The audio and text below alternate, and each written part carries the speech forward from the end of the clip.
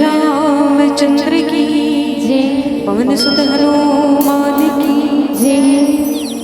मानस गंगा की निरंतर धार में बह रहे विनीत श्रोता समाज में उपस्थित ममता मातृ स्वरूप वात्सल्य स्वरूप पिता तुल्य वीर निर्विवेकी भाइयों, सहज स्नेह बहनों, उज्ज्वल भविष्य से अनुरूपित भारत की भविष्य की कर्णधार रूपी नन्हे मुन्ने बाल गोपाल, इस राम रसामृत रामचरण अनुरागी की चातर चकोर की नहीं विराजे संतगण, आज अपनी भागीरथी प्रयास से इस मानस सत्संग को आयोजित करने वाले समस्त आयोजकगण, अपनी कोकिल कंठ से में संचालित करने वाले परम आदरणीय उद्घोषक महोदय जी, आइए आप सभी के पावन श्री चरण कमलों में हमारी मंडली श्री आराधना बालिका मानस परिवार कुंद्रुपारा वालों सादर नमन करती है, प्रणाम अर्पित करती है, प्रणाम अर्पित करती है। आइए संत समाज, आज हमें सत्यराज प्रयागराज रूपी सत्संग की तरिया में बैठी है, जहाँ ज्ञान की सरस्वती, कर्म की यमुना और भक्ति की गंगा प्रवाहित होती है। तो चलिए इसे तीर्थराज प्रयागराज रूपी सत्संग की तरिया में चल करके गोता लगाने का प्रयास करिए और अपने जीवन को ज्ञान, भक्ति और कर्म से जोड़िए। आइए, मुझे मेरी कथा प्रसाद के रूप में मिला हुआ है श्री रामचरित मानस का प्रथम सोपान बालकांड दोहा क्रमांक 31, जहाँ पर गोस्वामी श्री तुलसीदास जी महाराज ने लिखा कि राम कथा मंदाकिनी चित्रकूट चित्त चारु तुलसी सुभग स्नेह बन सिय रघुबीर बिहारू। आइए, राम कथा को क्या कहा गया? बोले मंदाकिनी कहा गया। ये मंदाकिनी एक नदी का नाम है, मंदाकिनी नदी। अब मंदाकिनी कौन है? बोले गंगा नदी को मंदाकिनी नदी के नाम से जाना जाता है। तो गंगा जैसे पवित्र होती है ना, वैसी राम कथा से उसकी उपमा की गई। जिस प्रकार गंगा स्नान करने से लोगों का तन पवित्र हो जाता है, उसी प्रकार राम कथा रूपी गंगा में स्नान करने से मनुष्यों का मन पवित्र हो जाता है।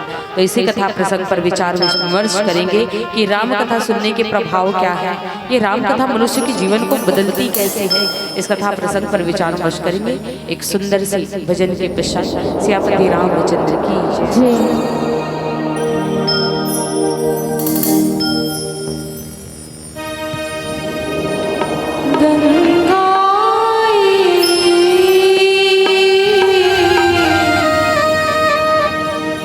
मानस गंगा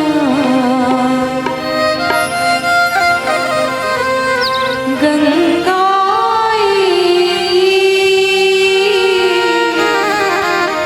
मानस गंगा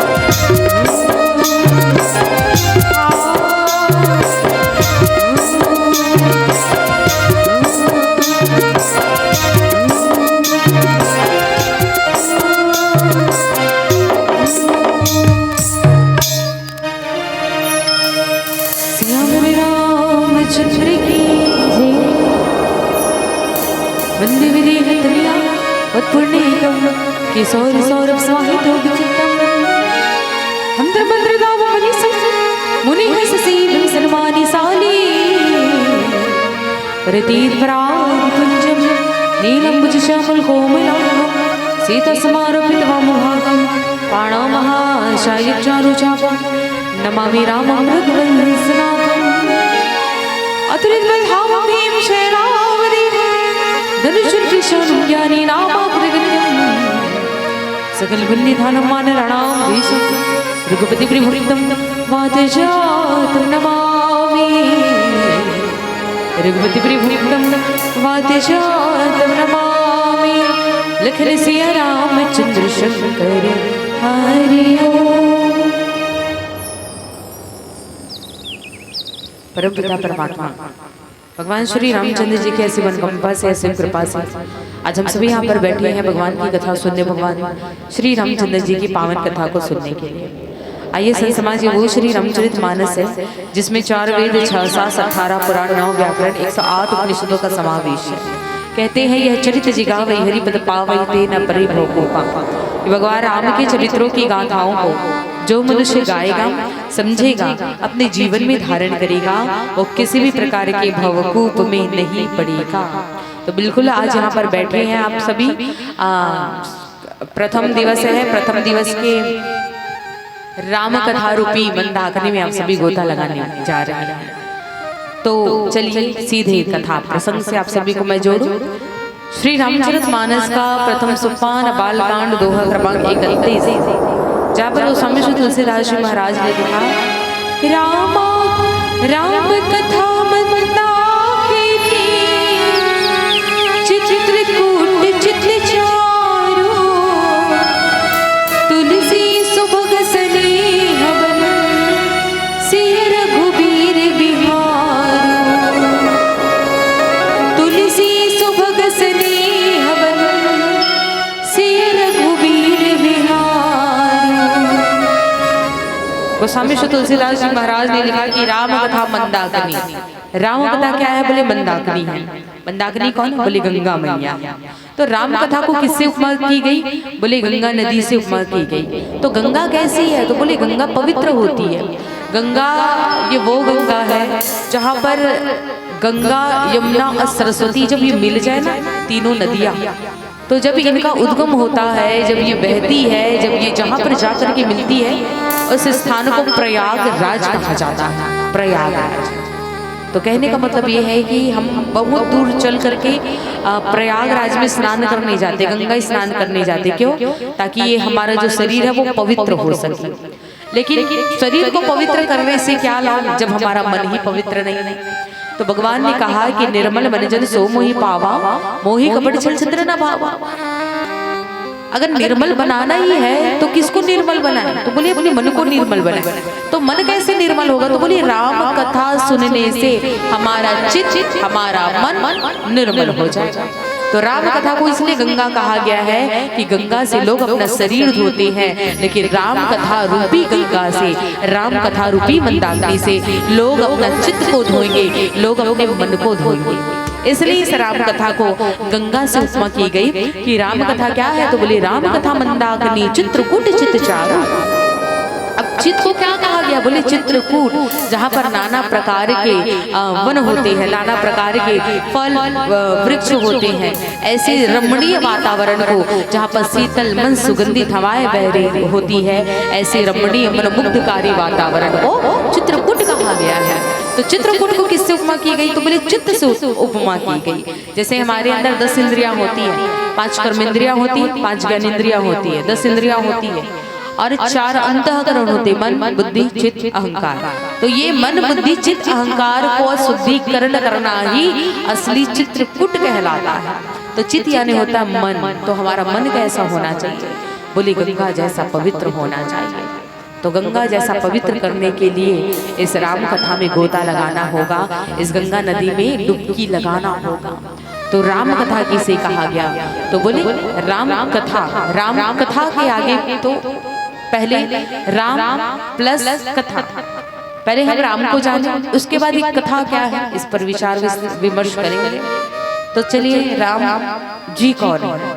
क्योंकि श्री रामचरित मानस की कथा है, बालकांड का प्रारंभ है और गोस्वामी श्री तुलसीदास जी महाराज अपनी लेखनी में लिखे हैं क्या कि राम कथा मंदाकिनी चित्रकूट चित्त चारु।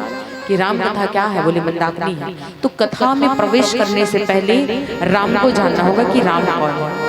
तो राम कथा को क्या कहा गया? राम कथा को मानस सरोवर कहा गया। जैसे श्री रामचरित मानस, इस रामचरित मानस की ही तो कथा है जिसे राम कथा के नाम से हम जानते हैं।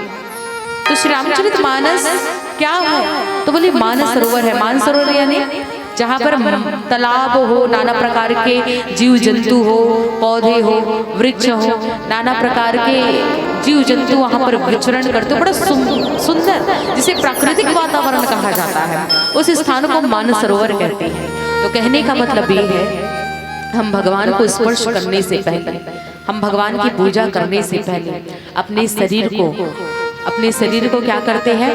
तालाब में डुबकी लगा करके, स्नान ध्यान करके साफ सुथरा करते हैं। उसके बाद ये मंदिर में प्रवेश करते, भगवान की पूजा करते हैं।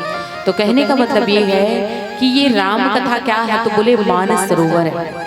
ये राम कथा क्या है? बोले गंगा रूपी नदी है। जब तक हम अपने मन को इस राम कथा रूपी गंगा नदी में नहीं धो लेते, जब तक हम अपने इस मन को राम कथा रूपी गंगा में स्नान नहीं करवा लेते, तब तक ये राम हमारे अंदर नहीं आने वाला है। तो राम को अपने जीवन में धारण करने के लिए हमें इस राम कथा रूपी गंगा में स्नान करना होगा, गोता लगाना होगा, डुबकी लगाना होगा। इसलिए तो स्वामी श्री तुलसीदास जी महाराज ने लिखा कि राम कथा मंदाकिनी की राम कथा क्या है? बोले मानस सरोवर है, मंदाकिनी है, गंगा नदी है। अभी राम कथा और क्या है? पहला भाव समझ में आया कि राम कथा एक गंगा नदी है। अपने मन को पवित्र करने के लिए इस राम कथा रूपी गंगा में स्नान करना होगा। अब दूसरा बात सुनिए, राम कथा क्या है? तो बोले राम कथा सुंदर कर तारी, संशय विहंग उड़ावन हारी। राम कथा क्या है? तो बोले जिस प्रकार अगर एक तार पर बहुत सारी पक्षियां बैठी है, बहुत सारी पक्षियां बैठी है, अगर आप चुपके से जाना उन पक्षियों के सामने एक बार करताल यानी ताली बजा देना, एक ही ताली से वो पूरी पक्षियां उस तार से उड़ जाएगी। उसी प्रकार उन पक्षियों को क्या कहा गया है? हमारे अंदर का संशय कहा गया है। ये पक्षियां क्या है? हमारे अंदर का संशय रूपी पक्षी। तो इस संशय रूपी पक्षी को भगाने के लिए क्या करना पड़ेगा? तो बोले राम कथा रूपी ताली बजानी पड़ेगी। जब तक हम राम कथा रूपी ताली अपने हृदय में नहीं बजाएंगे तब तक हमारे हृदय की संशय रूपी पक्षी उड़ेगी। तो इस संशय रूपी पक्षी को उड़ाने के लिए इस राम कथा में गोता लगाना होगा, इस राम कथा रूपी मंदाग्नि में डुबकी लगाना होगा। तो इसी को कहा गया कि राम कथा क्या है? तो राम कथा सुंदर करतारी संशय विहंग गुड़ावन हारी। हमारे अंदर में जितने भी मोह माया भ्रम है, संशय है, ये कहाँ से दूर होगा? तो बोले राम कथा से होगा। इसलिए राम कथा ध्यान पूर्वक मन लगा करके सुनिए, क्योंकि भगवान की भक्ति में ही ये कथा आती है कि प्रथम भक्ति संतन कर संगा, दूसरी रति मम कथा संगा। भगवान की दूसरी भक्ति क्या है? बोली कथा में प्रेम करना। कौन सी कथा में प्रेम करना? तो बोली राम कथा रूपी में भक्ति, राम कथा रूपी में रति करना। रति यानी प्रेम करना। तो जो मनुष्य भगवान की कथा में रति करता है, जो मनुष्य भगवान की कथा में प्रेम करता है, वो भगवान की दूसरी भक्ति को प्राप्त करता है। तो आइए एक सुंदर सा भजन पश्चात ये राम कथा मंदाग्नि पर और विचार विमर्श करेंगे। सुंदर से भजन के पश्चात श्री रामचंद्र की जय।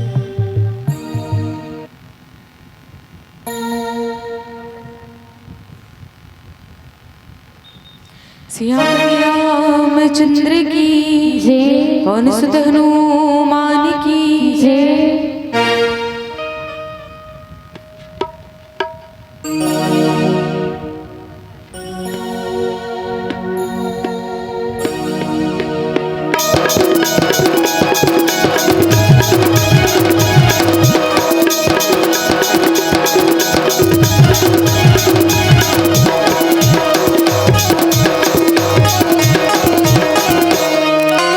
हरि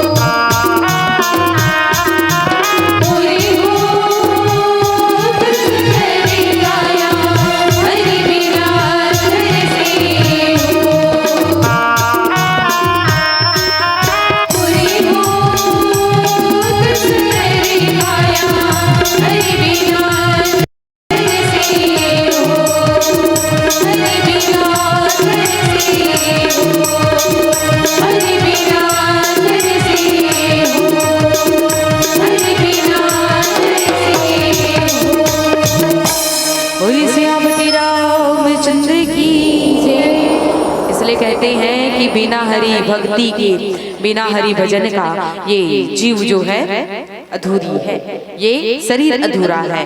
क्योंकि भगवान ने हमें संसार में इसलिए भेजा है ताकि हम इस संसार में आए और भगवान की भक्ति कर सके।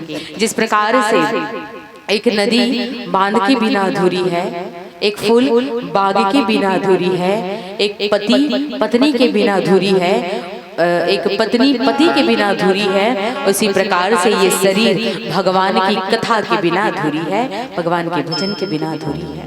तो बिल्कुल आज यहाँ पर बैठे हो तो जितने दिन की भी कथा है, 3 दिन त्रिदिवसीय अगर कथा है तो बिल्कुल 3 दिन, एक दिन को गंगा मान लीजिए, एक दिन को यमुना मान लीजिए, एक दिन को सरस्वती मान लीजिए। तीनों नदियों के समागम में आपको यहाँ पर गोता लगाना है, भगवान की भक्ति करना, भगवान का भजन करना है। तो चलिए राम कथा मंदाकिनी। अब राम कथा के बारे में तो बता दें कि राम कथा दरअसल में है क्या। तो राम कथा मन की व्यथा को हरने वाली है। व्यथा यानी हमारे जीवन में जो भी दुख है, जो भी तकलीफ है, ये भगवान की कथा सुनने मात्र से दूर हो जाती है।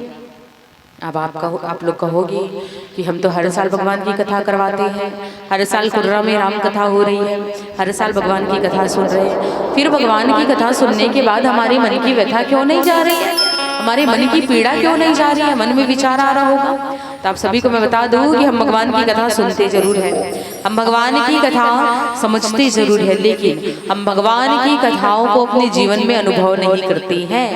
जिस दिन हम भगवान की कथा को अपने जीवन में अनुभव करना प्रारंभ कर देंगे, उस दिन हमारे जीवन की सारी व्यथा जो है समाप्त हो जाएगी। तो बिल्कुल इस राम कथा को अपने जीवन में अनुभव करना प्रारंभ करें। ये राम कथा सुंदर निर्मल यश प्रदान करने वाली है। कहते हैं कि जो राम कथा कहता है, जो राम कथा सुनता है और जो राम कथा करवाता है, वो हमेशा प्रशंसनीय का अधिकारी होता है, प्रशंसा का अधिकारी होता है, यश का अधिकारी होता है। तो बिल्कुल आज ये पावन कुर्रा बहुत प्रशंसनीय का अधिकारी है, जिन्होंने आज अपने गांव में 3 दिन तक राम कथा का आयोजन रखा। राम कथा के लिए पूरे समस्त ग्रामवासी आज अपनी तन मन धन लगा करके यहाँ पर बैठ करके भगवान की कथा सुन रहे हैं। इसलिए ये राम कथा बहुत यश प्रदान करती है, मंगल प्रदान करती है, शुभ कामना प्रदान करती है। और आगे लिखा क्या,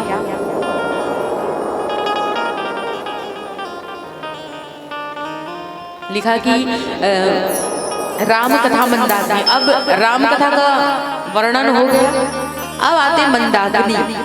राम कथा मन की व्यथा को हरण करती है, और ये राम कथा जो मनुष्य पढ़ता है, सुनता है, गाता है, तो उसके लिए गोस्वामी श्री तुलसीदास जी महाराज को किसी ने पूछा कि गोस्वामी बाबा जी, आपने ये राम कथा क्यों लिखी है, भगवान के चरित्रों की गाथा को क्यों लिखी है।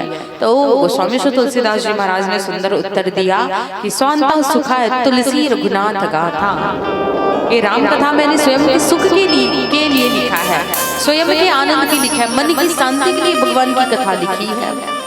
हाँ, लेकिन अगर आप लोग पूछोगे कि आप हमारे लिए ये राम कथा क्या प्रभाव है, तो उसके लिए गोस्वामी श्री तुलसीदास जी महाराज ने लिखा कि यह चरित जिगावहि हरि पद पावहि तेन परहि भवभूपा। कि भगवान राम की कथा का चरित्र जो मनुष्य गाएगा, समझेगा, अपने जीवन में धारण करेगा, वो किसी भी प्रकार के भवकूप में नहीं पड़ेगा और वो सीधे हरि के पद को प्राप्त करेगा। तो बिल्कुल आप सभी यहाँ पर 3 दिन बैठ करके ध्यान पूर्वक मन लगा करके भगवान की कथा सुनिए। हो सकता है आप में से कोई हरि के पद को प्राप्त कर ले, क्योंकि ये राम कथा इसलिए करवाई जाती है ताकि व्यक्ति का जो जीवन है वो सद्मार्ग में जाए, सदगति में जाए, अच्छे विचार वाला बने। इसलिए राम कथा को निर्मल दायिनी, पावन दायिनी, गंगा दायिनी, मानस गंगा कहा गया है। अब आते हैं मंदाकिनी। तो मंदाकिनी गंगा नदी को कहा गया है, गंगा नदी को कहा गया है। अब ये गंगा कौन है, तो हम सभी जानते हैं अत्रि मुनि जी की पत्नी माता अनसुईया।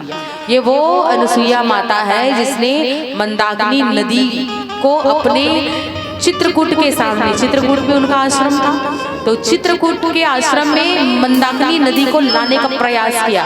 ये वो भागीरथी गंगा है जिस भागीरथी गंगा को महारानी माता अनसुईया ने चित्रकूट में प्रवाह किया। चित्रकूट में क्यों प्रवाह किया अनुसुईया माता ने? तो हुआ क्या, चित्रकूट में रहते थे, आश्रम बनाकर, उनका घर चित्रकूट में था, माता अनुसुईया और अत्रि मुनि जी का आश्रम। तो रोज अत्रि मुनि जी सुबह 4 बजे से उठ करके गंगा स्नान करने के लिए 15 किलोमीटर 20 किलोमीटर पैदल यात्रा करके वो गंगा स्नान करने जाया करते थे। माता अनुसुईया को अच्छा नहीं लगता था कि मेरा पति इतने मीलों दूर पैदल चल करके जाता है, वापसी आने में देरी हो जाती, और देरी होने के बाद पूजा पाठ में देरी हो जाती, मतलब हर चीज में देरी होने लगा। अनुसुईया माता को अच्छा नहीं लगा कि मेरे पति इतनी दूर पैदल यात्रा करके जाते हैं। और अनुसुईया माँ कौन है? एक पतिव्रता नारी है, और एक पतिव्रता नारी कभी भी अपने पति को दुख में नहीं देख सकती है। तो माता अनुसुईया माँ को लगा कि मेरे पति इतनी दूर पैदल चल करके जाते, थक जाते हैं, पूजा पाठ में भी देरी हो जाती है। तो माता अनुसुईया ने क्या किया, एक डंडा लिया, और डंडा लेकर के एक लकड़ी को लिया और प्रण लिया। प्रण ये लिया, गंगा अनुसुईया माता ने कहा कि माँ गंगा, अगर मेरे पतिव्रता में वो सामर्थ्यता है, अगर मेरा पतिव्रता बहुत ही अटूट है, अचल है, तो आप मुझे वरदान दो मेरे पतिव्रता धर्म की वजह से कि मेरे आपकी गंगा की एक धार मेरे चित्रकूट आश्रम से होकर के गुजरे, ये आप मुझे वरदान दो।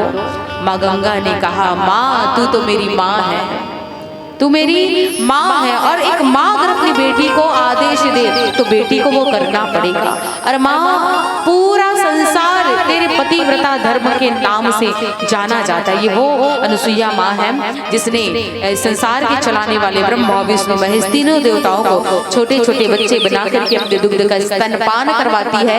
ये वो महान माता अनुसुईया है। तो अनुसुईया माँ जब गंगा मैया से प्रार्थना करती, माँ गंगा तेरी एक धार मेरे चित्रकूट से निकाल दे, मेरे पति को स्नान करने में देरी हो जाती है।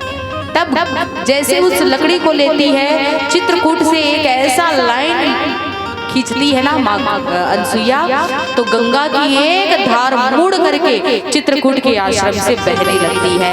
ये वो महान माता अनुसुईया है। और ये चित्रकूट चितचारू लिखने का तात्पर्य यही है कि गंगा रूपी भागीरथी जो है, भागीरथी रूपी गंगा जो है चित्रकूट से होकर के निकलती है। और चित्रकूट एक पवित्र स्थान है। चित्रकूट को चित्त कहा गया, चित्त यानी मन। जब हम इस मन रूपी पवित्र स्थान पर उस गंगा को प्रवाह करेंगे ना, तभी ये राम की कथा हमारे अंदर प्रवेश करेगी। इसलिए लिखा कि राम कथा मंदाकिनी चित्रकूट चितचारो, तुलसी सुबह स्नेह बन सिय रघुवीर बिहारो। ये राम कथा क्या है? बोले गंगा नदी है, और इस गंगा को चित्रकूट में लाने का श्रेय किसको जाता है? तो बोले माँ अनुसुईया को जाता है। तो माता अनुसुईया ने अपने पतिव्रता धर्म से, इसलिए कहते हैं एक नारी के अंदर वो सामर्थ्यता होती है जो संसार की हर ताकत का सामना करने का सामर्थ्यता रखती है। इसलिए नारी के बारे में बड़ा सुंदर किसी कवि ने लिखा क्या कि प्रकृति की श्रृंगार है नारी, प्रकृति की श्रृंगार है नारी, दान और चमत्कार है नारी, ना समझो इस मासूम अबला, हर श्रेय की भागीदार है नारी। नारी सीता है, मीरा है, मरियम है, तो कहीं बनी जन्नत मजबूर लाचार है नारी। नारी अगर मुस्कुरा दे तो उजड़ी चमन में बाहर आ जाए, और कहीं यही नारी बिगड़ जाए तो दो धारी तलवार है नारी, दो धारी तलवार है नारी। तो ये वो नारी की कथा है। अनुसुईया और माँ गंगा दोनों ही अपने आप में इतनी पवित्र है कि ये वो गंगा है जिस गंगा में स्नान करने से हमारा तन और मन दोनों ही पवित्र हो जाता है। तो एक सुंदर सा भजन प्रसाद कथा प्रसंग में प्रवेश करेंगे। सियापति रामचंद्र की जय।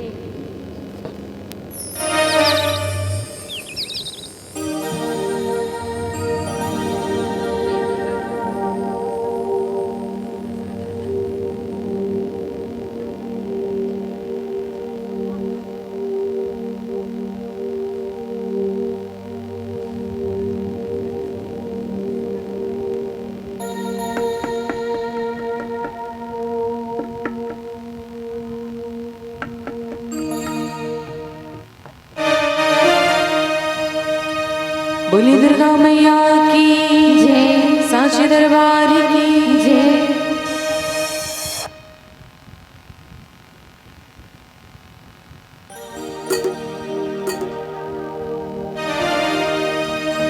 सोलह श्रृंगार करके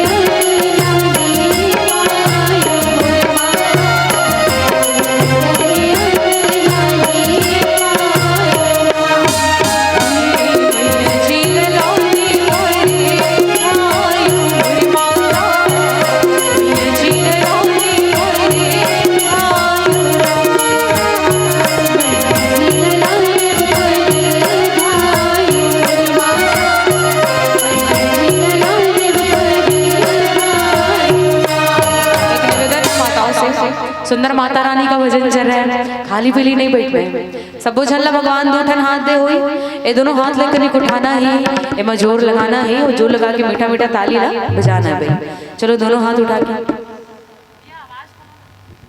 थोड़ा आवाज खोलना भैया, दोनों हाथ उठा ले सभी सभी दोनों हाथ और जयकारा लगाना है। बोल जयकारा शेरा वाली दा बोल सांचे दरबार की।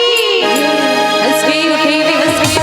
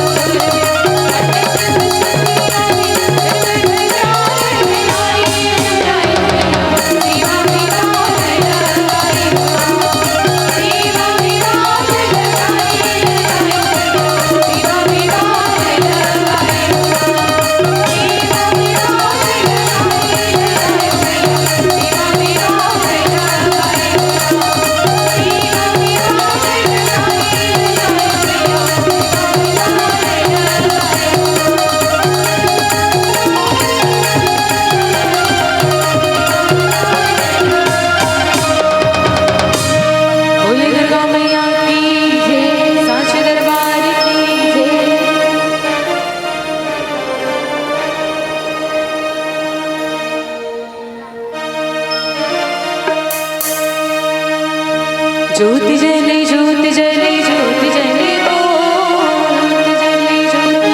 ज्योति जले ज्योति जले ज्योति जले ज्योति जले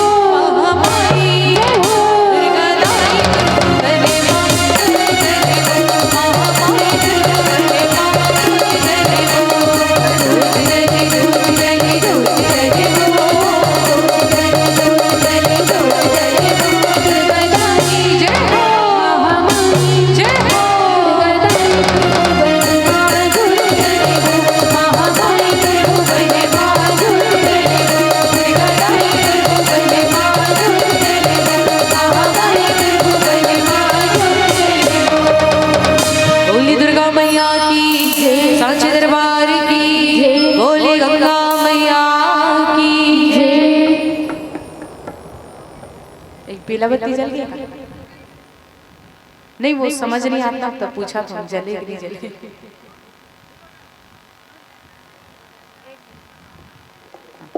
आइए एक अंतिम भजन के साथ आप सभी से सादर विदाई लेंगे। बोलिए शंकर भगवान की जय।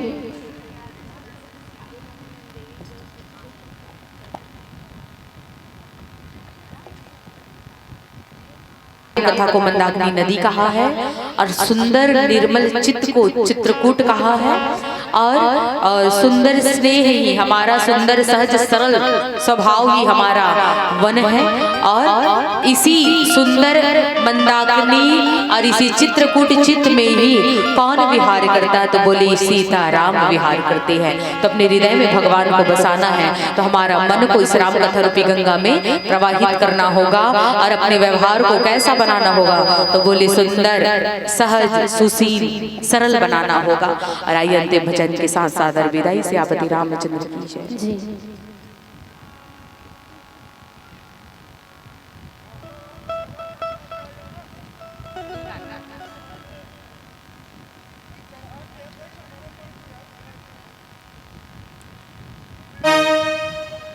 देवी आते यहाँ तक ठीक है तो का नवरात्रि में आप मन जस कितनी गात हो?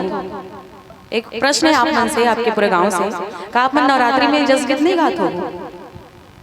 मैं प्रसंगानुसार भजन लगाया हूँ भाई, ऐसे नहीं कि अपन मन से गाया हूँ। मोर प्रसंग में गंगा माँ के वर्णन हो देखने स्थिति में भजन लगाया हूँ, मैं जबरदस्ती नहीं गाया हूँ। और अगर देवी माँ आती थी आप मन के लिए सौभाग्यशाली, मोर लिए भी सौभाग्यशाली है कि माता रानी प्रसन्न होकर के काकरों पर देवी आती। तो ये बहुत अच्छी बात है कि आदि शक्ति के आगमन आपके राम कथा में होते। तो कभी भी ये चीज के बुरा मत बोलू और कभी भी कोई मना मत करूँ जस गीत गाए पर।